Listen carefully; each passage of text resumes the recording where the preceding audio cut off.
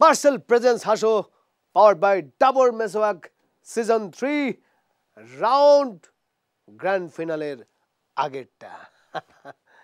প্রিয় দর্শক, দেখতে দেখতে আমরা 3টা সিজন প্রায় পার করে দিচ্ছি।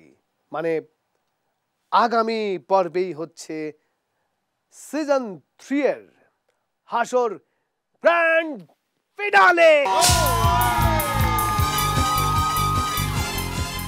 এটা একটা নমুনা। গ্র্যান্ড ফিনালে এই রকম নানা আয়োজন নিয়ে আপনাদের সামনে হাজির হবে। যাই হোক, আজকের এই এপিসোডে মানে ফাইনালের আগের এপিসোডে আপনাদেরকে পরিচয় করে দিচ্ছি। আমাদের সাথে আছেন আমাদের ভুলে গেছি, আজকে তো আমাদের সাথে কেউ নেই। আজকে আমি বড় একা। এই একা থাকার কারণও আছে। মানুষকে একা থাকতে হয়, একা চলতে হয়। দীর্ঘ পথ পরিক্রমায় জন্ম থেকে মৃত্যু পর্যন্ত আমাদের এই জার্নিতে আমরা অনেক কিছু পাই, কিন্তু আমাদেরকে চলে যেতে হয় একা।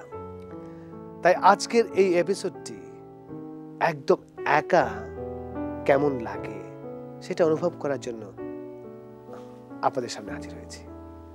সত্যি প্রতি শুক্রবার শনিবার আপনাদের সাথে আমাদের যেটা আত্মিক সম্পর্ক গড়ে উঠেছিল, সেটা যদি কোনো কারণে আপনারা আমাদের কাছে অর্থ চেয়ে বসেন, সেটা আমরা অর্থ দিয়ে মূল্যায়ন করতে পারবো না। বড়জোর মার্সেলের সৌজন্যে 4000 টাকার একটা গিফট ভাউচার দিতে পারি, তাও সেটা আমার পক্ষ থেকে না, মার্সেলের পক্ষ থেকে। যাই হোক, যদিও আজকে অতটা ফান আপনাদের সাথে করতে পারছি না, আমার মনটা আজকে ভীষণ বিষণ্ণ হয়ে আছে। আপনাদেরকে ছেড়ে চলে যেতে হবে, হয়তো আপনাদের কারণেই আবার আসতে হবে। আমরা যে ফাজলামগুলো করেছি, যে আনন্দগুলো করেছি, যে খুনসুটি হয়েছে, যে আরো ব্লা ব্লা ব্লা ব্লা অনেক কিছু হয়েছে, সবকিছু কেন? সবকিছু নেপথ্যে শুধু একটাই কারণ, আপনাদেরকে আনন্দ দেওয়ার জন্য। এই পথ যদি না শেষ হয় তবে কেমন হতো তুমি বলো তো? যদি পৃথিবীটা স্বপ্নের দেশ হয় তবে কেমন হতো তুমি বলো তো? তুমি বলো। এই পথ যদি না শেষ হয় তবে কেমন হতো তুমি বলো তো? লা লা লা লা লা লা লা লা লা লা লা।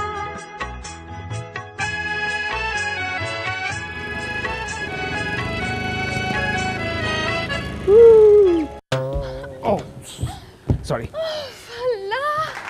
I love you, Shaju bhai.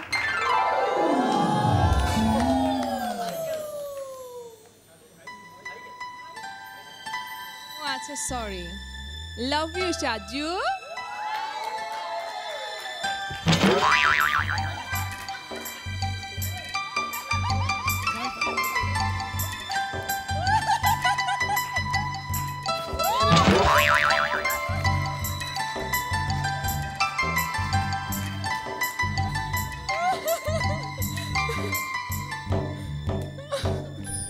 চিরদিনই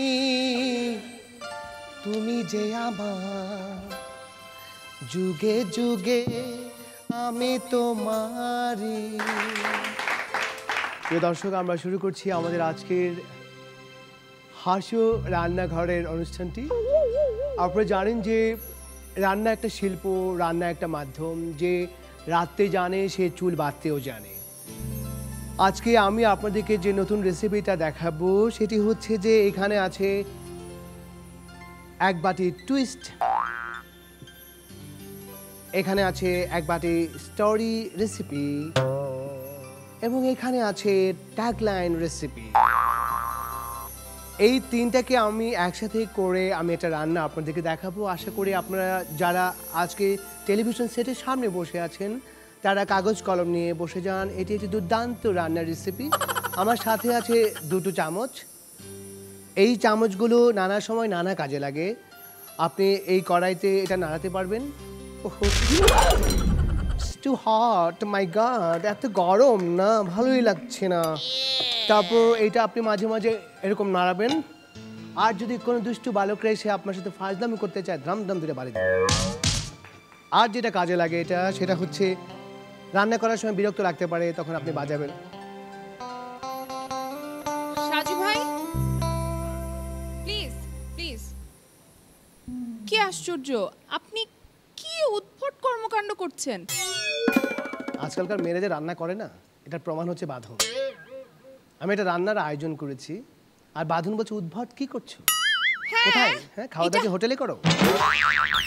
হ্যাঁ, এটা হাসো। সো এইটা হচ্ছে হাসো রান্নাঘর। আমার পূজার ফুল ভালোবাসা হয়ে গেছে, তুমি যেন ভুল বোঝো না। জি, থ্যাংক ইউ থ্যাংক ইউ।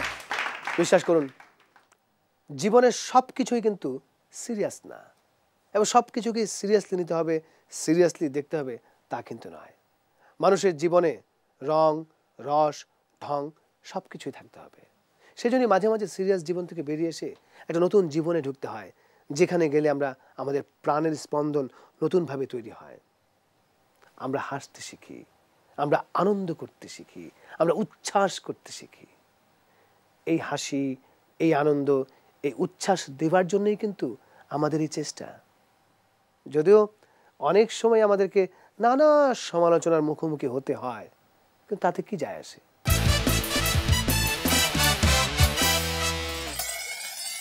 লাগতে লাগতে পাকতে পাকতে লাবারিং লাবারিং চাবাকতে এনার্জি। আমি মানুষ, কিন্তু মানুষ না, আমি নাকি পাগল। এই মেয়ে, আমার দিকে তাকাবে না, এই আমার দিকে তাকাবে না। আরে তোমাদের মতো মেয়েরাই তো তাকিয়ে তাকিয়ে পাগল করে দিয়েছো। এই পাগল আর রাজনীতিবিদের মধ্যে মিল কোথায়? আমরা দাঁতের পাগল, তালে ঠিক। ভুল, আমরা দাঁতের পাগল, তালে ঠিক নাই। আর ওনারা ক্ষমতার পাগল, তালে ঠিক। এই পাগল ঢাকা শহরে ঘুরতেছে, ঢাকা শহরে ঘুরতেছে, আর প্রত্যেকটা মেয়ে তাকাচ্ছে, প্রত্যেকটা মেয়ে তাকাচ্ছে। ঠিক তখনই বুঝলাম মেয়েরা পাগল কেউ ছাড়ে না। আমি মানুষ, কিন্তু মানুষ না, আমি নাকি পাগল। একটা পাগলি রাস্তা দিয়ে হাঁটলে দুষ্ট ছেলেরা তার পোশাকটা ঠিক করে দেয়, তার ওড়না ঠিক করে দেয়। আর এই পাগল সকাল থেকে সন্ধ্যা এদিক সেদিক ঘুরতেছে, একটা মেয়ে এসে আমার প্যান্টটা পরাই দিল না। এই ডাক্তাররা বলে 80% রোগ পানির মাধ্যমে ছড়ায়, আর সেজন্য এই পাগল হাত না ধুয়ে সব কিছু খায়। আমি মানুষ, কিন্তু মানুষ না, আমি নাকি পাগল। এই এই একটা পাগল একটা পাগলিকে বলতেছে, বিয়ে করবে? যা পাগলা। তারপরেও এই পাগল যদি একটা পাগলিকে বিয়ে করে, তাহলে ফুলসাতে রাতে কি করবে? ওই পাগলামি শুরু করে দিবে।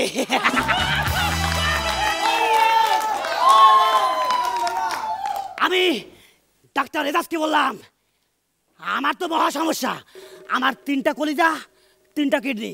যাই ফাজলামি করস? আলাম আমি পাগল বলে কি ফাজলামি করতে পারবো না? একজন সাধারণ মানুষ আর এই পাগলের মধ্যে পার্থক্য কোথায়? সাধারণ মানুষ যা খুশি তাই করতে পারে, সাধারণ মানুষ যা খুশি তাই করতে পারে না। আর এই পাগল যা খুশি তাই করতে পারে। যেমন কালকে আমি আমার ঝাড়ুটাকে বাইক বানায়া করে আকাশ থেকে ঘুরে আসলাম। আমি মানুষ, কিন্তু মানুষ না, আমি নাকি পাগল। আমাদের পরিবারের সবাই পাতিল থেকে ভাত বের করে মাটিতে রেখে খায়, পাতিল থেকে ভাত বের করে মাটিতে রেখে খায়। আর আমার ছোট ভাই কালকে পাতিল থেকে ভাত বের করে ওই প্লেটে খাচ্ছে।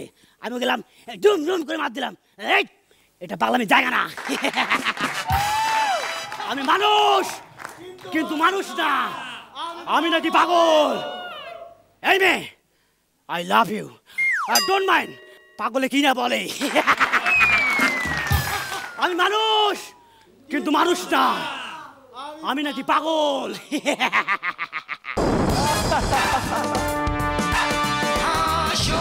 সত্যি আমাদের এই বাংলাদেশের নানা জায়গায় আনাচে কানাচে আমাদের এই যে রসিকরা যেভাবে ছড়িয়ে ছিটিয়ে আছেন, তারা কিন্তু শুধুমাত্র এই হাসর মঞ্চে নয়, তারা নানা জায়গায় নানা আনন্দ দিচ্ছে। কিন্তু তারপরও ওই সব জায়গা থেকে এই জায়গায় আসার জন্যে তাদের যে একটা আকুল একটা আকুতি, তাদের যে একটা কম্পিটিশনের একটা খেলা, আমরা কিন্তু প্রতি হাসতে প্রতি সিজনে আমরা দেখেছি যে কি পরিমাণ রসিকদের ভিড়। এবং এই সব রসিকদের নিয়ে আমরা হাসও কিন্তু এগিয়ে যাচ্ছি এবং সামনেও এগিয়ে যাব।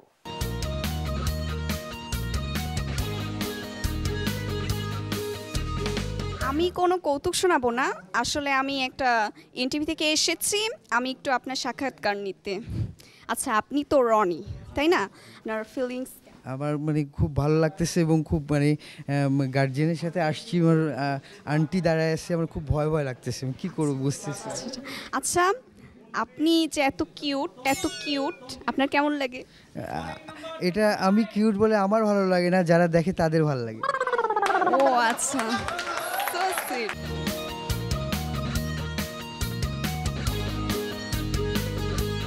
ভাইজান, এমনি আপনি ছবি টবি দেখেন নাকি? আমি ছবি টবি দেখি, একটু কম দেখি আর কি, কিন্তু আমার এই খেলাধুলা আনন্দ একটু ভালো লাগে। আচ্ছা, তো আপনি জানেন যে শাকিব খান চলচ্চিত্র তারকা, উনি আগামী সিজন আইপিএল খেলছে, তো এই বিষয়ে আপনার ওনার প্রতি কোনো শুভেচ্ছা বার্তা যদি থাকে আর কি দর্শকদের উপলক্ষে? শাকিব খান খুব ভালো প্লেয়ার, তাকে আমাকে খুব ভালো লাগছে। উনি যদি সামনে আরও ভালো করতে পারে তাহলে আমরা তার জন্য কাঙ্ক্ষিত, সবাই তাকে ধন্যবাদ জানাচ্ছি।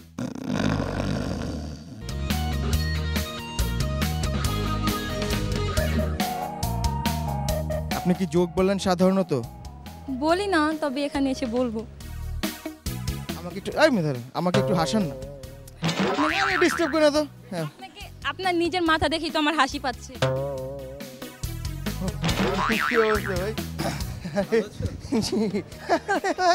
আপনি এখানে আমার হেয়ার স্টাইল কপি করছেন দেখি। খুব ভালো। কি করো? না না, ওই যে আপনারা যেটা করেন আর কি, আমি চেষ্টা করছিলাম কি আপনাদের জন্য তো রেডি করতে। না মানে বস বেয়াদব ভুল না, কিন্তু আমি বেয়াদবি শিখি প্লিজ। আরে ভাই, না আরে আপনাদের আপনি করব কি? না না ঠিক আছে, কি করতেছিস?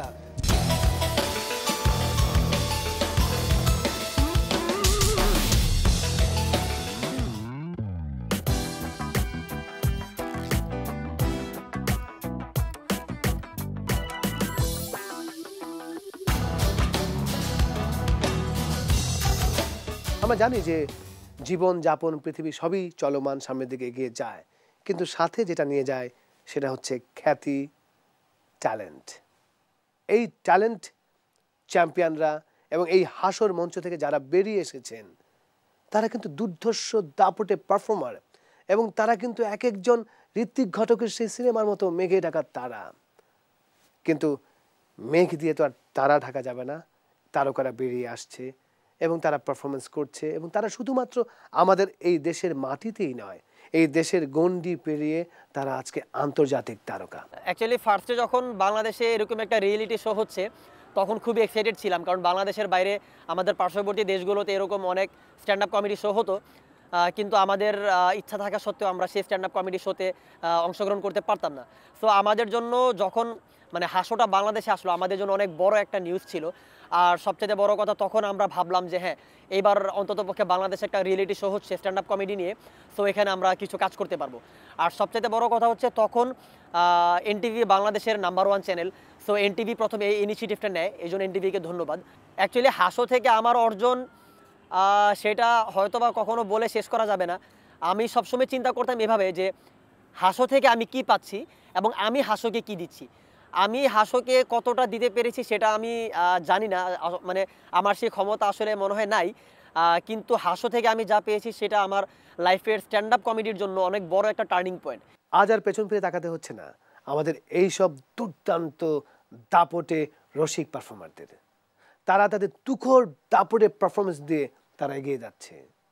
যদিও সবসময় শীর্ষে সবাই পৌঁছতে পারে না, কেউ কেউ অনেক দূরেই রয়ে যায়, কিন্তু তাতে কি যায় আসে?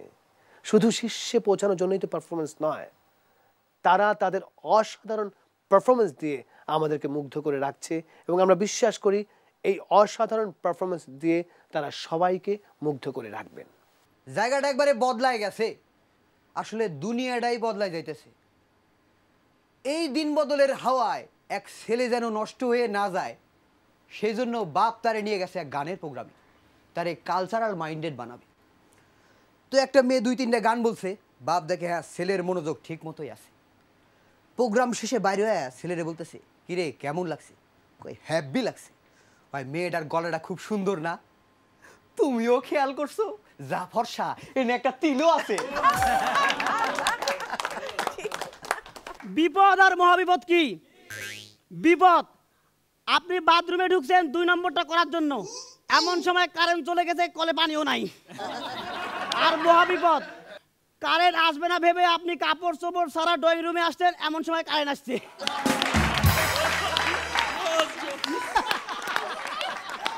গ্রামের স্কুলের এক ছাত্র তার শিক্ষককে বলছে, স্যার ব্যাম্বো বানানে কয়টা ও হয়? স্যারও কনফিউজড, কিছু একটা জবাব তো দিতেই হবে। হয় একটাও হয়, 2টাও হয়, একটা হইলে চিকন বাস আর 2টা হইলে মোটা বাস। আমেরিকান এক ডুবুরি আটলান্টিক মহাসাগরে 20 হাত পানির নিচে ডুব দিয়ে দেখে এক বাঙালি, কিছুই নেই। আরও 20 হাত নিচে ডুব দিয়ে দেখে একই বাঙালি, একটু অবাক হলো, আমি এত ইকুইপমেন্ট নিয়ে নামছি, ও কিভাবে নামছে? তো ও আরও 20 হাত নিচে ডুব দিয়ে দেখে বাঙালি তার আগে গিয়া হাজির। কৌতূহল চাপাইতে না পাইরা ইশারায় জিজ্ঞেস করলো, কোন সে প্রযুক্তি যার গুণে তুমি কোনো ইকুইপমেন্ট ছাড়াই এত নিচে নামছো?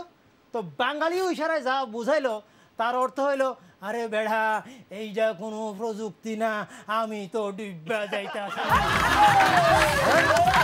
হ্যাঁ, তুই তো সিনেমা করতে আসছিস। হ্যাঁ, এর আগে কোনো কাজ বাজ তুই করছিস? করছি, মানে এর আগে আমি ছোটখাটো বিজ্ঞাপনের কাজ করছি। তাই নাকি? কিসের বিজ্ঞাপন করছিস? আলকাতরার। ও, যে সুন্দর চেহারা দেখেই বোঝা যাইতেছে। আরে না, আগে আমি খুব সুন্দর ছিলাম, আলকাতরাটা খুবই ভালো, তো অনেক আগে লাগাইছি, হ্যাঁ না উঠে নাই। আচ্ছা বলুন তো, গার্লফ্রেন্ড মানে কি? ইয়াফি ভাই, গার্লফ্রেন্ড মানে কি? কি স্যার ম্যাডাম, গার্লফ্রেন্ড মানে কি? ফ্রেন্ড এবং গার্ল। না হয়নি, 0। গার্লফ্রেন্ড মানে হচ্ছে সমস্যার যোগ, টাকা পয়সার বিয়োগ, শত্রুদের গুণ আর বন্ধুদের ভাগ। গতকাল চার দোকানে চা খাচ্ছিলাম, আমার পাশে দাঁড়িয়ে আরেক ভদ্রলোক, উনিও চা খাচ্ছিলেন। আরেকটা লোক আমাদের সামনে দিয়ে বিড়বিড় বিড়বিড় করতে করতে হেঁটে গেলেন। এই দেখে পাশে দাঁড়িয়ে থাকা ভদ্রলোকটি আমাকে বললেন, লোকটা মনে হয় পাগল, আর কোথায় যাবেন? লোকটা শুনতে পেয়ে ফিরে এসে ওই ভদ্রলোকের 2 গালে 2টে কোষের চল লাগিয়ে বলল, ম্যাডাম মনে হয় কি, আমি তো সত্যি সত্যি পাগল। তো এক জাপানি দম্পতি বাসর রাতে বসে দুজনের মধ্যে রোমান্টিক গল্প করছে। সুকাটি চুকাতুয়া সায়াচিন্ডা পাড়ামু তিরমাকাসি চুকাতুয়া ফাঁকাতুয়া। এই দেখেন, এ থেকে কি বুঝলেন? একটা লোকও এতক্ষণ কিছু বুঝলো না, তারপরও বাসর রাতের গল্প তো শোনার কি আগ্রহ। ডাক্তার নিপুণ এক বাচ্চা রোগী চিকিৎসা করছে, বলে, বাবা জোরে জোরে শ্বাস নাও, আস্তে আস্তে ফেলো, এখন কেমন লাগতেছে? জটিল বডি স্প্রে লাগাইছেন ম্যাডাম। মকলেশ ভাই ঈশ্বরকে বলছে, আমার বাড়ির গেট থেকে আমেরিকা পর্যন্ত একটা রাস্তা তৈরি কইরা দেন। কয় এটা সম্ভব না, অনেক ঝামেলার কাম, আর কোন আবদার? কই তাইলে মাইয়া মানুষের মন বোঝার ক্ষমতাটা দেন। আচ্ছা রাস্তাটা কি 1 লেনের হইব না 2 লেনের?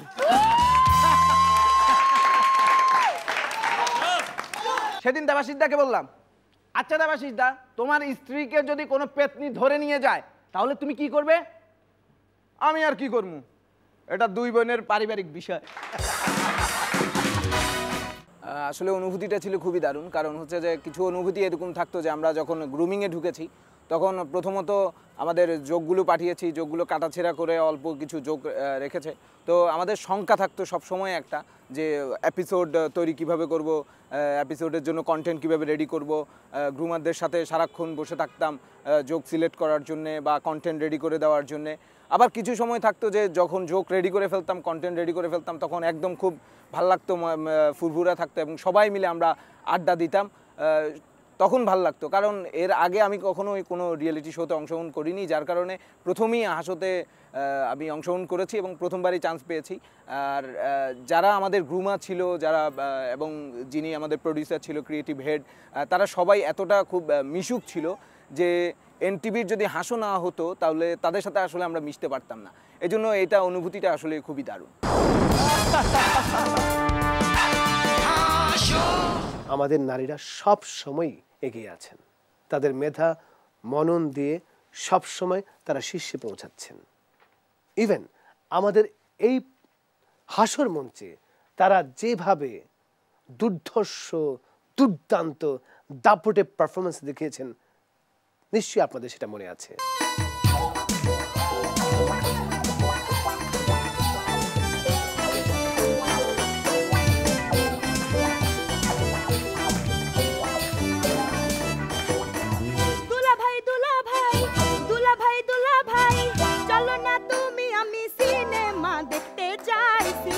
নাম নাকি তোমাকে চাই দুলা ভাই, সিনেমার নাম নাকি তোমাকে চাই।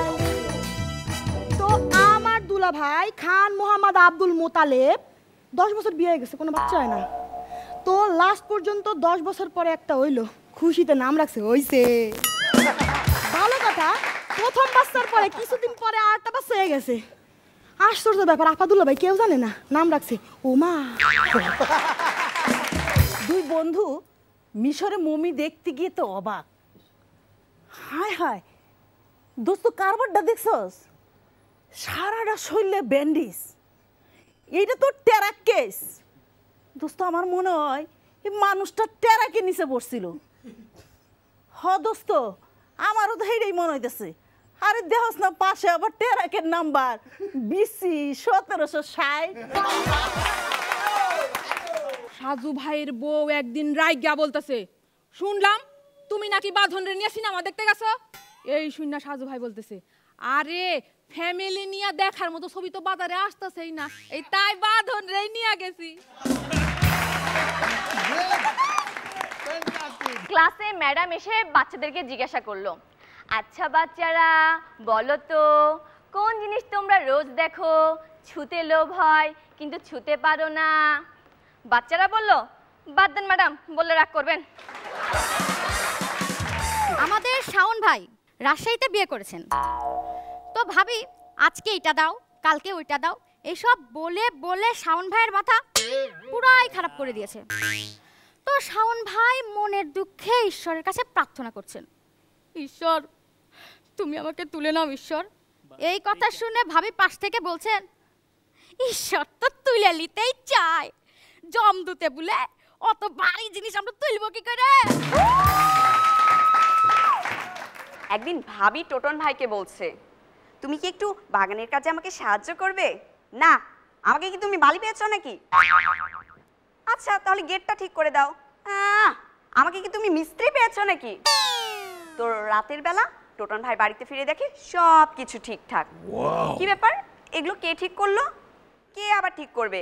পাশের বাড়ি ফারহান ভাই। ও মা, লোকটা তো বেশ ভালো, মাগনা করে দিয়েছে নাকি? বলেছে হয় বার্গার দিতে হবে নয় কিস দিতে হবে। তা তুমি নিশ্চয়ই বার্গার দিলে।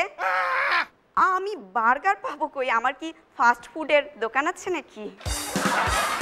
শিয়াল জঙ্গলে হাঁটতাছে, পিছনে দেখে একটা বাঘ, এইবার তো আমার জান শেষ, তবে যা করতে একটু বুদ্ধি খাটাই কইতে হইব। নিচ থেকে একটা হাড্ডি উঠে চাবাইতেছে আর কইতেছে, বাঘের গোস্তটা যা মজা না, শুই না বাঘ পিছন দেই পলাইছে। এই পুরা ঘটনা দেখছে একটা বান্দর। আমরা তো সবাই জানেন বান্দরের চরিত্র কেমন, তো বান্দরে যাইয়া বাঘেরে কইতাছে, আরে ও তো হাড্ডি মাড্ডি কি সুই চাপায় নাই, আমেরও তো বলদ বানাইছে। এই শুনে তো বাঘ বড় বড় চোখে কইতাছে, ওর এত বড় সাহস, আমারে বলদ বানাই, চল হারামজাদারে ধরমু। তো কিছুক্ষণ পার পর আবার শিয়াল দেখতেছে বাঘ আইতেছে, সাথে বান্দরও। ঘটনাটা বুঝতে তার আর কোনো বাকি নাই।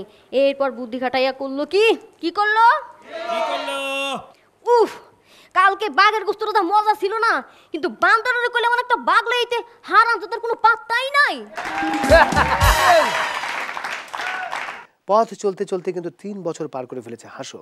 হাসো কিন্তু এখন 3 বছরের শিশু।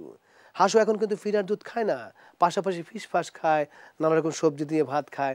এবং এই শিশুগুলোকে নার্সিং করার জন্য আমাদের সাথে যারা যুক্ত আছেন, মানে মার্সেল, তাদের জন্য রেখেছেন কিন্তু একটি 100cc মোটরসাইকেল। আমি বারবার বলেছি এই মোটরসাইকেলে বাচ্চারা উঠতে পারবে না, ওদের বয়স 3। বলেছেন না, এই 3ই তো শেষ হবে না, এটা 30 বছর 300 বছর এবং এগোতেই থাকবে। এর মধ্যে ওরা বড় হবে, ওরা মোটরসাইকেল চালাবে, পরবর্তী আরও অনেক কিছু চালাবে।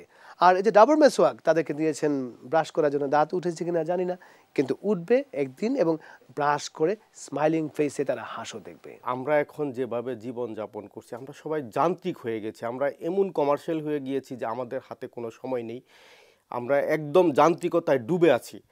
মার্সেল হাসো হচ্ছে এমনই একটি প্রোগ্রাম, সেই যান্ত্রিকতার থেকে আমাদেরকে সামান্যতম হলেও বিনোদন দিতে পেরেছে।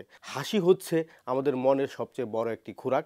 কাজেই যা মার্সেল হাসো যে প্রোগ্রামটি এনটিভি করছে, এর মাধ্যমে আমি মনে করি যে আমাদের দেশের অগণিত দর্শকদের হাসির খোরাক যোগাতে পেরেছে।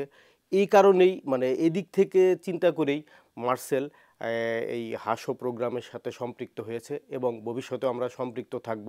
আমরা এগিয়ে যাচ্ছি অন্তহীন সামনের দিকে, সীমাহীন পথের দিকে। আপনাদের ভালো লাগা নিয়ে এই হাসো নিয়মিত আপনাদের সামনে থাকতে চায়, কারণ আপনাদের ভালোবাসা, ভালো লাগা আমরা আমাদের এই হৃদয় দিয়ে অনুভব করেছি। আমাদের দেশে নিখাত বিনোদন বলতে যা বোঝায় সেই ধরনের অনুষ্ঠানের সংখ্যা নিতান্তই কম। তো সেদিক দিয়ে হাসো অনুষ্ঠানটি ফুল অফ এন্টারটেনমেন্ট। এই অনুষ্ঠানটি ইতিমধ্যেই ব্যাপক সাড়া জাগিয়েছে আমাদের সবার মধ্যে। আমি আশা করব যে অনুষ্ঠানটি দীর্ঘদিন চলবে এবং আমি এর সাফল্য কামনা করি। বাংলাদেশে যে হাস্য অনুষ্ঠানটির মতো একটি অনুষ্ঠান হচ্ছে, এটা খুবই অ্যাপ্রিসিয়েট করছি। আমি ব্যস্ততার মাঝখানেও সময় বের করে দেখি এটা যাতে আরও সুন্দর করতে পারেন, সেজন্য আপনাদেরকে শুভকামনা। আর আমাদেরকে এত আনন্দ দেওয়ার জন্য অনেক ধন্যবাদ। হাসো একটি বিনোদন এবং প্রাণখোলা হাসির অনুষ্ঠান, এটিকে আমরা অনেক বেশি এনজয় করি এবং আমরা চাই এটি চলতে থাকুক। হাসুর জোকসগুলো এত সুন্দর হয় যে আমি শত টেনশন কিংবা দুশ্চিন্তার মধ্যে থাকলেও আমি প্রাণ খুলে হাসতে পারি। তখন এই বিনোদনটা আমি হাসুর কাছ থেকে পাই। যে কোনো রিয়েলিটি শো কিংবা টিভি অনুষ্ঠানের জন্য আমাদের সাংস্কৃতিক মেলবন্ধনটা অনেক জরুরি। তো আমরা দেশের বাইরে অনেক ধরনের কমেডি শো কিংবা রিয়েলিটি শো দেখি যেগুলো আমাদের সংস্কৃতির সঙ্গে যায় না। তো আমাদের দেশে যেটি এনটিভি নিয়ে এসেছে, হাসো চলতেছে প্রোগ্রামটি, অনেক দিন ধরে চলতেছে। তো সেটি হচ্ছে জোকসগুলো, কমেডিগুলো আমাদের বাস্তব জীবন থেকে উঠে আসছে, আমাদের সংস্কৃতির সঙ্গে যায়, আর সেটি আমাদেরকে প্রাণ খুলে হাসাচ্ছে এবং ভবিষ্যতে হাসাবে, অনেক দিন থাকবে হাসো। Best of luck. আমরা চাকরিজীবী মানুষ, বাসায় ফিরে হাসোর মতো অনুষ্ঠান দেখতে পারে আমাদের ভালো লাগে। আমরা চাই যে এই ধরনের অনুষ্ঠান বাংলাদেশে সবসময় হোক, এটাই আমাদের কাম্য। আমার কাছে মনে হয় যে এই অনুষ্ঠানটা যে চান্সটা সারা বাংলাদেশের ছেলেমেয়েদেরকে দিয়েছে, সেটা হচ্ছে যে বিভিন্ন জায়গায় আমাদের অনেক লোকাল কৌতুক আছে, সেই বিষয়টাকে সামনে নিয়ে আসা। এবং সারা ওয়ার্ল্ডেই কিন্তু এখন কমেডি অনুষ্ঠান হচ্ছে, এবং এতে করে শুধুমাত্র যে শুধু যারা গায়িকা, যারা মানে কমেডি করাও যে একটা পারফর্ম, এটা একটা হচ্ছে part of A performing arts, এই ব্যাপারটাকে প্রথম সামনে নিয়ে এসেছে হচ্ছে এনটিভি। সো এটা আমি অবশ্যই খুবই অ্যাপ্রিসিয়েট করি। সাধারণ মানুষের জন্য দরকার, সাধারণ মানুষের একটু উৎফুল্ল হওয়া দরকার। ওদের যে জীবন জীবিকা নির্বাহ করে তার মধ্যে তো আনন্দ নাই, এই অনুষ্ঠানের মাধ্যমে যে আনন্দ পাচ্ছে, আমার মনে হয় সমাজের অনেক উপকার হচ্ছে। আমাদের আশার শেষ নেই, নিরাশারও শেষ নেই। শেষ আছে একটা, সেটা হচ্ছে সাধ্যের। আমাদের সবার সাধ্য থাকে না, সবসময় একই রকম সাধ্য থাকে না, কিন্তু আন্তরিকতা থাকে। আমরা আন্তরিকভাবে চাই অনেক কিছু দিয়ে দেওয়ার জন্যে। যেমন এই হাসোতে আমি একদম আপনাদেরকে প্রমিস করে বলছি, আমাদের বিচারকরা প্রায় নিজের দায়িত্বে অনেক কিছু দিয়ে দিয়েছেন। কেউ মোটরসাইকেল দিয়ে দিয়েছেন, কেউ আবার মানে দুলাভাইকে দিয়ে দিতে চেয়েছেন কিংবা নিতেও চেয়েছেন, আবার কেউ কেউ পোশাকগুলো দিয়ে দিতে চেয়েছেন। এরকম নানা চাওয়া পাওয়া দেয়া নেয়ার মধ্যে আমরা যে আন্তরিকভাবে আপনাদেরকে আনন্দ দেবার চেষ্টা করেছি সেটা কিছু নমুনা আপনাদেরকে দেখাচ্ছি। অনেকগুলো পর্ব পেরিয়ে আমরা প্রায় ফাইনালের দ্বার প্রান্তে এসে গেছি হাসো নিয়ে। এক একটি পর্বতে আমরা কতটুকু হেসেছি আমরা জানি না, কিন্তু সবগুলো যদি যোগ করা যায় তাহলে তো একটা সমুদ্রের একটা হাসির ঢেউ উঠবে। তো এই যে হাসির ব্যাপারটা, হাসা কিন্তু কঠিন, কান্না সহজ। আপনারা পারিবারিক জীবনে, ব্যক্তি জীবনেও জানবেন।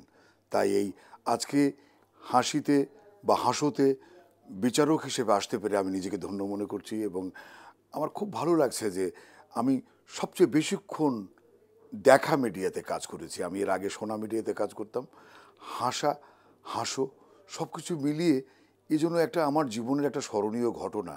তারপরে এই যে হাসোকে নিয়ে সাজু খাদেম, শব্দের ফ্যাক্টরি, তারপরে বাঁধনের হাসি, তারপরে ডক্টর এজাজের অভিজ্ঞ মতামত, এই সব কিছু নিয়ে আর যে ফুলের মতো, সেই ফুলের পাপড়ির মতো যে জোকস যারা বলতো সেই ছেলেমেয়েরা, তারা যে এসে যে কি যে ঘটালো এই সপ্তাহগুলোতে, আমি আলোড়িত, আমি মুগ্ধ। এবং সাজু আমাকে নিয়ে কতক্ষণ ছুটি করেছে।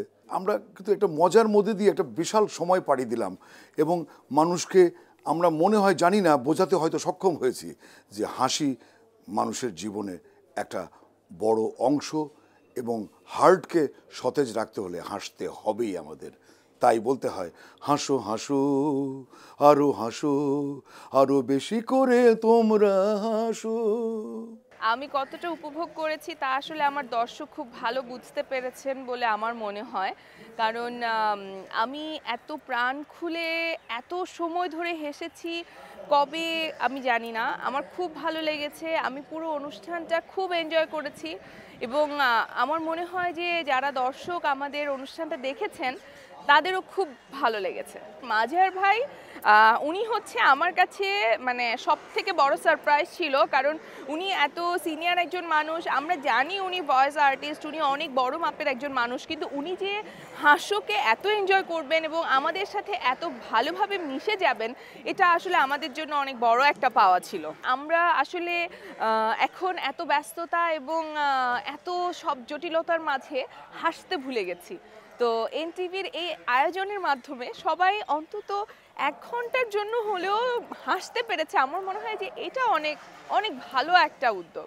একজন বিচারক হিসেবে হাস্য অনুষ্ঠান অত্যন্ত উপভোগ এজন্য করেছি যে এটি এমন একটি অনুষ্ঠান যেটি আমরা দেখতাম, হাসতাম এবং বিচার করতাম। এরকম সুযোগ খুব কমই হয় যে হাসতে হাসতে বিচার করা। হাস্য ঠিক এরকম একটি অনুষ্ঠান, যে অনুষ্ঠানটিতে আমরা বিচারক ছিলাম এবং খুবই আনন্দ পাওয়া একজন দর্শকও ছিলাম। অনেক স্মৃতি রয়েছে হাস্য অনুষ্ঠানের, যেরকম আমাদের শ্রদ্ধাভাজন বিচারক মাঝার ভাইয়ের প্রথম পুরস্কার মোটরসাইকেলটা দিয়ে দেয়া। যিনি একটু ভালো করতেন মাঝার ভাই সঙ্গে সঙ্গে তাকে ঘোষণা দিয়ে দিতেন যে হয়তোবা তিনি মোটরসাইকেল পাচ্ছেন। আমার মনে হয় যতজন অংশগ্রহণকারী ছিল সবাইকেই মাঝার ভাই মোটরসাইকেলের লোভ দেখিয়েছেন। এটি মাঝে মধ্যে আমার কাছে কষ্টকর মনে হয়েছে, তবে বেশিরভাগ সময় খুবই আনন্দের বিষয় ছিল এটি। আর স্মৃতি তো আরও অনেক, বিশেষ করে একটি গান দুলাভাই দুলাভাই, গানটি তো আমার মনে একেবারেই দাগ কেটে আছে, এবং হাসো এবং এই গান যেন একই সূত্রে গাঁথা। হাসো অনেক দর্শক দেখেছে অনেক আনন্দ নিয়ে। আজকের টেলিভিশনের এই দুঃসময়ে আমি বলবো হাসো আমাদের একটি বড় শক্তি দর্শকদের টেলিভিশনে ফিরিয়ে আনবার জন্য। ধন্যবাদ। এই হাসি, আনন্দ, বেদনা সব কিছু মিলে আপনাদেরকে এই যে মহাযজ্ঞটি, এই আনন্দটি দেবার যে প্রয়াস, যে প্রচেষ্টা, যেই কর্মী বাহিনী দিন রাত পরিশ্রম করেছেন, সেটা না বলে প্রকাশ করা যাবে না। তাদের ব্যক্তিগত জীবন আছে কিনা আমি মাঝে মাঝে কনফিউজ ছিলাম, যে মনে হয় তাদের কোনো ব্যক্তিগত জীবন নাই। তাদের বউ হচ্ছে হাসো, তাদের ছেলেও হচ্ছে হাসো, তাদের হাজব্যান্ডও হচ্ছে হাসো, সারাটা দিন তারা হাসোর মধ্যেই ছিলেন। এবং এই সমস্ত কিছু নিয়ে তারা যেভাবে যে পরিশ্রমটা করে আজকের এই অনুষ্ঠানটি আপনাদের সামনে প্রেজেন্টেবল করেছে, এটা সত্যি আই স্যালুট দেম। তবে সব কিছুর পেছনে কিন্তু একজন ক্যাপ্টেন থাকে, যে ক্যাপ্টেনটি সব কিছু নিয়ন্ত্রণ করেন। এই ক্যাপ্টেনটিকে বলা হয় পরিচালক, প্রযোজক, এবং এই ক্যাপ্টেনটি কিন্তু জানেন কখন টেনে ধরতে হবে, কখন ছেড়ে দিতে হবে। যদিও আমরা আমাদের হাসোতে প্রায় এই ক্যাপ্টেনের নাম নিয়েছি, আপনারা এখন বললে হয়তো বা রিলেট করতে পারবেন। সেটা হচ্ছে ওই দেখা যায় কি, ওই দেখা যায় হাসান আসে পালাও পালাও পালাও। আমাদের কাছে ভালো লাগে যখন আসলে আমরা মানুষকে আনন্দ দিতে পেরেছি, এই সংবাদটুকু আমাদের কানে আসে হাসোর মাধ্যমে। আমরা মনে করি এটি আমাদের কাছে একটি প্রার্থনার মতো যে আসলে আমরা মানুষকে আনন্দ দিচ্ছি বা আনন্দ দেওয়ার চেষ্টা করছি। আরেকটি বড় সাফল্য, এই হাসোর হাত ধরে অনেক পারফর্মাররা এসেছেন যারা পরবর্তীতে দেশের বাইরে আরও বৃহত্তর পরিসরে আরও বৃহত্তর অনুষ্ঠানে অংশগ্রহণ করে তারা চ্যাম্পিয়ন পর্যন্ত হয়ে এসেছে, ফার্স্ট রানার্স আপ পর্যন্ত হয়ে এসেছে, এবং তারা আসলে আরও বৃহত্তর পরিসরে ক্রমান্বয়ে তারা এগিয়ে যাচ্ছে। শুধু তাই নয়, এই অনুষ্ঠানটি ঘিরে বাংলাদেশে আরেকটি আন্দোলনের সূচনা হয়েছে, যেটি আমাদেরকে নিজেদেরকে আসলে খুব বেশি আশ্চর্যিত করে। সেটি হলো কমেডি ক্লাব। এই কমেডি ক্লাব নামের একটি আন্দোলন কিন্তু আসলে সারা বাংলাদেশ ব্যাপী এখন ছড়িয়ে পড়েছে, যেটির সূত্রপাত এই হাসোর হাত ধরে। অতীতে যেভাবে আপনারা আমাদেরকে সাপোর্ট দিয়েছেন এই হাসোকে এগিয়ে নিয়ে যাওয়ার জন্য, ভবিষ্যতে আসলে আপনারা আমাদেরকে সেই সাপোর্টটুকু দেবেন এই অনুষ্ঠানটিকে আরও সুন্দর করে, আরও বেশি বৈচিত্র্যময়, আকর্ষণীয় করে আপনাদের সামনে উপস্থাপন করার জন্য। ধন্যবাদ। দেখতে দেখতে আমরা চলে এসেছি একেবারেই আমাদের হাসোর সিজন 3 এর শেষ প্রান্তে। আগামী পর্বে আপনারা দেখবেন হাসোর গ্র্যান্ড ফিনালে। তার পরের শুক্র শনিবারে আপনারা হাসো দেখবেন না, আপনারা আমাদের এই রসিক পারফর্মারদের দেখবেন না, আপনারা আমাদের এই প্রিয় বিচারকদেরকে দেখবেন না, আমাকে দেখবেন না, কিংবা আমরা সবাই মিলে আপনাদেরকে দেখব না। শুধুমাত্র সেই কারণেই মাঝে মাঝে মানুষ তার স্মৃতিতে হাতড়ায়, তার ফেলে আসা মুহূর্তগুলোকে মনে করে। একটু নস্টালজিক হয়ে আজকে আপনাদের সাথে আমি একটু চেষ্টা করেছি পুরো ব্যাপারটি রিওয়াইন্ড করে আপনাদের সাথে শেয়ার করার জন্য। আজকে এই পর্যন্তই। দেখা হবে আপনাদের সাথে আগামী পর্বে, মানে আমাদের হাসোর গ্র্যান্ড ফিনালেতে। বিদায় নিচ্ছি।